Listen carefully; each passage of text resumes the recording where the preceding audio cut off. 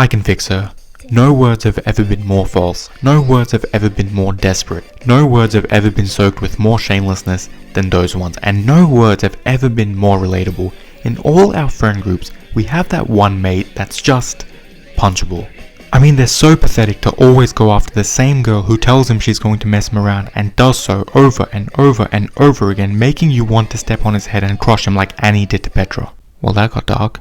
I am that friend, and I want you to meet the girl we would all try to fix, Yumiko. I would let this girl mutilate my brain whilst dancing to the tune of Hitori Bocchi's opening.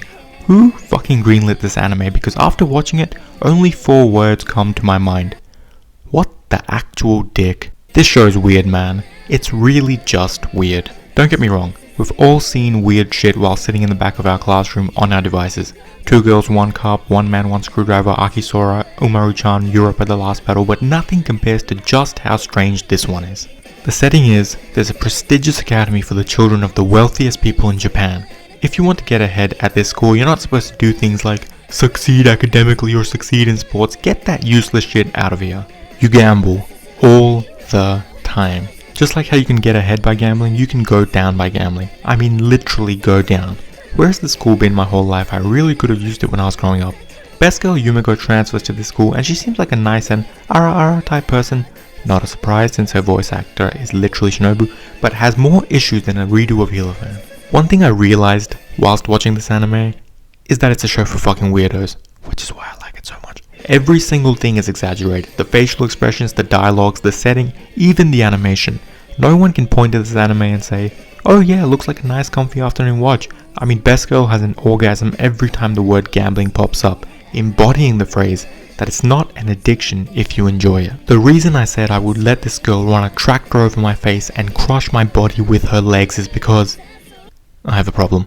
Don't look at me like that, I know you do the same. The plot mostly repeats itself throughout the anime. Yumiko gambles with someone, they cheat, Yumiko exposes them in the most visually child-friendly way possible and then rinse and repeat for most of the show. One of the biggest criticisms this anime received is how low-level the gambling games were compared to Kaiji, No Game No Life, Akagi, and a personal favourite, 1-Outs. But what these insect-riding, Yumiko-hating, shit-taste parasites need to understand is that they're absolutely right. Look, I love gambling shows. They have some of the most outstanding and well thought through plots I have ever seen, deep and intricate characters and obscenely high levels of intelligence. But the thing about this show is that whilst of course it's about gambling, the emphasis is on the thrill of the gamble, the pressure that comes with it, and the satisfaction of seeing characters and dickheads getting what they deserve. It's about the emotion more than the action. It's about the willingness to please your girlfriend that counts, not actually succeeding. And sometimes, that's enough. This show definitely isn't for everyone, but it is for a lot of people, and the people who enjoy it will really enjoy it. First of all, one of the most eye-catching things about this show are the characters. Man, if a school had this many psycho lunatics running around, I would become a school therapist because bloody hell, I would make a killing. You know how a rainbow-haired girl just walks into a therapist's office and the therapist just goes, yeah, smells like money.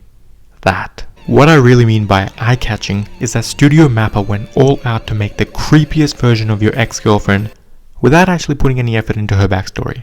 I'm gonna be real here. I don't care about most of the people in the show. If they were magically isekai'd to another world, not only would I not miss them, I think they would end up in a prison. Can you imagine an interaction between this and Hisoka, by the way? All children in a 300-kilometer radius would get an emergency alert on their phones, but man, I would pay good money to see that shit. We need to talk about the large, grotesque, frustrating elephant in the room. The fan service is just... it's just fucking weird, man. You're telling me any of you are actually busting the fat for whatever the fuck this shit is? I know degeneracy has lost its meaning, and eating the sausage is normal for classics like Kanojo X, Akisora, Boku no Pi... Sorry, I know that was weird. Akisora is only for the teenage noobs who haven't gotten to the real shit yet, but lads, be nice, we all started somewhere. A lot of people criticize the show for having pointless fan service, but let's be honest, it's only pointless because it's not good. If it was like High School of the Dead, we would make videos about it saying it's the best show of its kind like I did. Go check it out. The fan service or the piss take attempt at it really takes away from the essence of the show. which is its high pressure, high stakes gambling environment. I know as soon as I say high stakes, someone's gonna go, oh, that inbred YouTuber thinks that gambling with pocket change after converting to USD is high stakes. What a loser. I don't remember having any amount near that much in high school. I don't even have anything close to that now. So sometimes we just need to look at the context. Just like how we have a social contract to never hate on vintage hentai for their old school graphics, we have to remember why we started watching it in the first place. Wait, what the fuck was I talking about? The stakes are high. You can lose an arm and a leg, and you might not get invited to your friend's sweet 16th or sweet 30th considering how these characters look, and whilst sure, the only thing dying every episode are the dignities of the animators who had to animate this bullshit, it still gets you hyped. The faces are too much. We all think it, someone has to say it. I can't see why anyone would think, hey, let's make these characters look like horny abnormal titans. I mean, I've heard lots of people say lots of different things about this show, but I'm not finding the group of people who actually enjoy this stuff, except for maybe the odd guy lurking in his basement stuffing his face with Soma squids on top of a Felix body pillow. It's not good. Nobody likes it. It makes the characters look like artificial drunk lunatics from prison school, and whilst it was an appreciable attempt at something new, it failed. Let's not go down the path of exaggerated faces and go back to good old school writing and solid, comfortable on the eyes animation.